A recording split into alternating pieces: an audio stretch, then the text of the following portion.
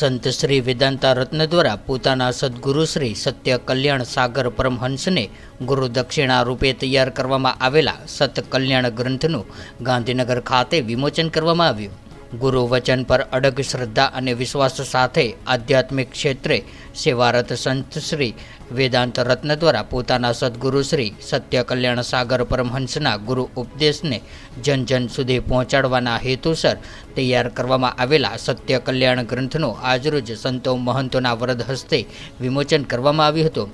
ગાંધીનગરના સેક્ટર 12 ખાતે આવેલા ડૉક્ટર આંબેડકર હોલ ખાતે આયોજિત આજના વિમોચન પ્રસંગે અધ્યક્ષ તરીકે પરમ પૂજ્ય શ્રી 108 પંચદશ નામ જૂના અખાડાના મહંત અને બજરંગ આશ્રમ ચાંદખેડાના ગાદીપતિ શ્રી સુખાનંદગીરી બાપુ તેમજ અતિથિ વિશેષ તરીકે ગુરુ વંદના મંચના અધ્યક્ષ અને પૂર્વ આઈપીએસ અધિકારી ડીજી વણજારા ખાસ ઉપસ્થિત રહ્યા હતા અને સંત શ્રી વેદાંત રત્નને આજના પ્રસંગ નિમિત્તે આશીર્વચન સાથે શુભેચ્છાઓ પાઠવી હતી. આજના પુસ્તક વિમોચન સમારોહમાં રાષ્ટ્રીય રક્ષા દળના સંત શ્રી મનહરદાસ બાપુ, સંત શ્રી ભીમ સાહેબ ગુરુગાદી આમરણના મહંત શ્રી બાબુરામ સાહેબ, સંત શ્રી ઉત્તમદાસ સાહેબ ગુરુ ભગવાનદાસ બોરીજ, સંત શ્રી અવિચળદાસ ગુરુગાદી બાલીસણાના મહંત શ્રી બળદેવદાસ બાપુ, સંત શ્રી ભગીરથ સાહેબ ગુરુ ઓમ મંડલેશ્વર ઘોડાસર તેમજ સંતો મહંતો ઉપરાંત જાણીતા સાહિત્યકાર ભીન વણકર, આચાર્ય શ્રી જેઠાભાઈ શ્રીમાળી તેમજ કવિ નર્મદે દિનેશભાઈ ચાવડા સહિતના મહાનુભાવો ઉપસ્થિત રહ્યા હતા અને પુસ્તકના વિમોચન પ્રસંગે પોતાના વિચારો રજૂ કર્યા હતા. આજના કાર્યક્રમની શરૂઆતમાં આંબેડકર હોલ ખાતે પધારેલા સંતો મહંતોનું સંત શ્રી વેદાંત રત્ન અને પરિવારજનો દ્વારા કુમકુમ તિલક કરીને ગુલાબની પાંખડીઓથી સૌનું સ્વાગત કરવામાં આવ્યું હતું. ત્યારબાદ મહાનુભાવો દ્વારા બાબા સાહેબ ડૉક્ટર BR આંબેડકરની પ્રતિમાને તેમજ સંત શ્રી સત્ય કલ્યાણ પરમહંસની છબીને ફૂલહાર અર્પણ કરીને દીપ પ્રાગટ્ય કરવામાં આવ્યું હતું.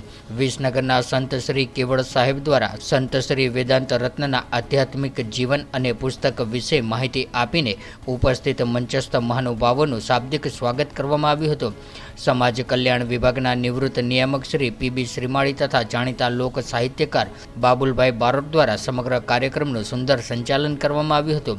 અત્રે ઉલ્લેખનીય છે કે મહેસાણા જિલ્લાના વડનગર તાલુકાના શાહપુર ગામમાં સામાન્ય વણકર પરિવારમાં જન્મેલા ડાયાભાઈ કુબેરભાઈ પરમાર યુવાની કાળથી આધ્યાત્મિકના રંગે રંગાયેલા હતા. પાલનપુર ખાતે કલેક્ટર કચેરી ખાણ ખનિજ વિભાગમાં સરકારી નોકરી દરમિયાન તેમણે ગુરુશ્રી સત્ય કલ્યાણ પરમહંસનો સંપર્ક થયો હતો. ત્યારબાદ સદગુરુ સત્ય કલ્યાણ સાગર પરમહંસ દ્વારા ભાદરવા સુદ 11ને તારીખ 16/11/1992ના રોજ ઉપદેશ સાથે વેદાંત રત્ન નામ આપવામાં આવ્યું હતું. વેદાંત રત્ન દ્વારા સાંસારિક જીવનમાં રહીને પણ તેમણે સદગુરુના નામનું સ્મરણ ચિંતન ચાલુ રાખ્યું હતું અને છેલ્લે 2021માં ગાંધીનગર સચિવાલય ખાતે સરકારી નોકરીમાંથી સ્વૈચ્છિક નિવૃત્ત થયા બાદ ગુરુના ઉપદેશ મુજબ સમાજમાં વ્યસન મુક્તિ, અંધશ્રદ્ધા નિવારણ અને કુરિવાજો સામે પોતાના ક્રાંતિકારી અને આધ્યાત્મિક વિચારોથી સમાજ સુધારણાનો માર્ગ અપનાવ્યો હતો. નિવૃત્તિ પછી અમદાવાદના ચાંદખેડા ખાતે સ્થાયી થયેલા સંત શ્રી વેદાંતા રત્નના આધ્યાત્મિક જીવન સાથે ધર્મપત્ની કૈલાસબેન, દીકરા કિરણ અને વિરલ તેમજ પુત્ર વધુઓ સહિત સમગ્ર પરિવારજનોનો સંપૂર્ણ સહયોગ પ્રાપ્ત થયેલો છે.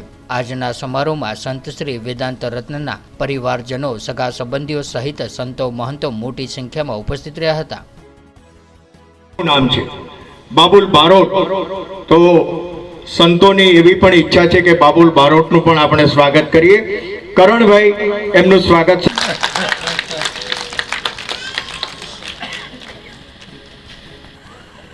આ પ્રમાણે આપણે સ્વાગત સન્માન કર્યું. કાર્યક્રમ છે, માત્ર ગ્રંથ વિમોચન નથી. કારણ કે આ સંતોના મુખેથી જે શબ્દો નીકળે એ શબ્દો એનું ગ્રહણ જો થાય તો બેડો પાર થઈ જાય. એને વધાવેલો વેદાંત રત્નજી ગુરુ વંદના મંચમાં અત્યંત સક્રિય છે. અમારા કેવલદાસ બાપુ, કેવલદાસ સાહેબ, એમને પણ તાળીઓના ગગડાટથી વધાવો. અત્યંત સક્રિય છે ગુરુ વંદના મંચમાં.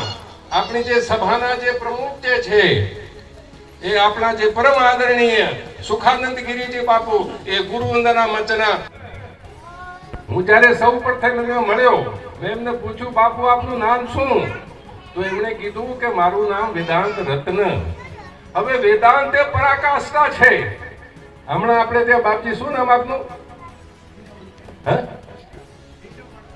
હા, વલકર સાહેબ અહીંયા જે છે, તો એમણે બધા વેદોનો બધો આખો અભ્યાસ કર્યો છે, બધી વાત એમણે અહીંયા કીધી.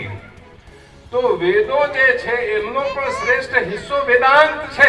વેદાંત એ આપણી પરંપરા કરે, આપણી જે જ્ઞાન પરંપરા છે એ જ્ઞાન પરંપરા અગાઢ હતું અને જ્ઞાન સમજમાં આવે તો માણસોનું જીવન સુધરી જાય, નર નારીના જીવન સુધરી જાય.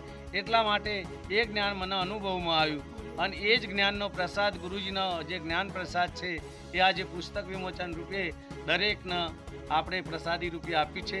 અને જો એનું એમ સતત મનન નિધ્યાસન કરશે તો ચોક્કસ આત્મા સાક્ષાત્કાર કરશે અને નિજ સ્વરૂપને જાણી શકશે અને પોતાનું જીવન સફળ કરી શકશે. આ અમારો સંદેશ છે.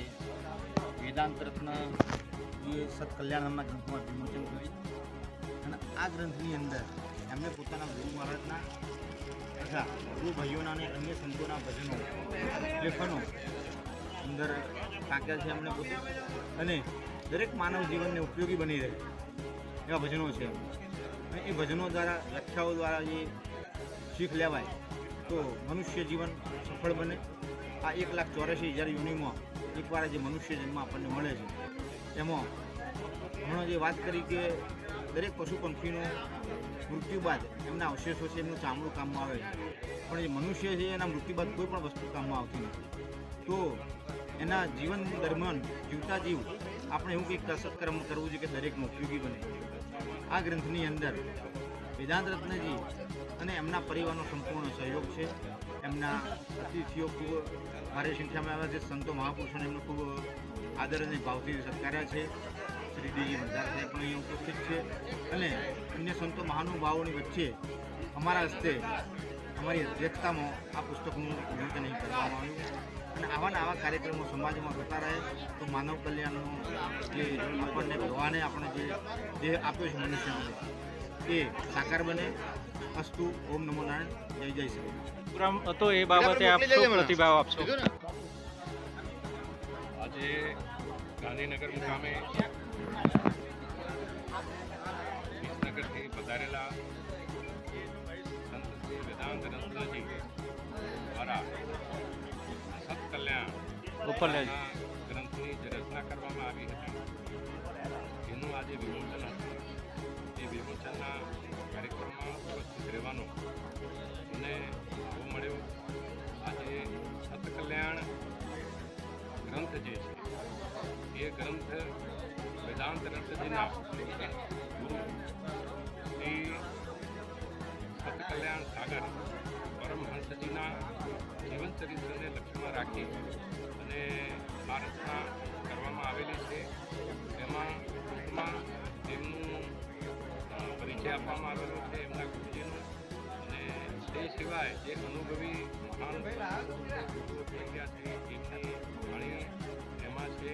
અને તે સિવાય પણ વિદ્યાર્થીઓ અને શિષ્ય અને સામાન્ય જે લોકો છે એમને પણ પ્રેરણા મળે એ પ્રકારના ગ્રંથની રચના એમણે કરી છે. આજે વિમોચન હતું. तो व्हाट्सएप, ट्विटर, फेसबुक, इंस्टा जहाँ भी आपका अकाउंट है इसे शेयर बटन के द्वारा वहाँ पर शेयर करें.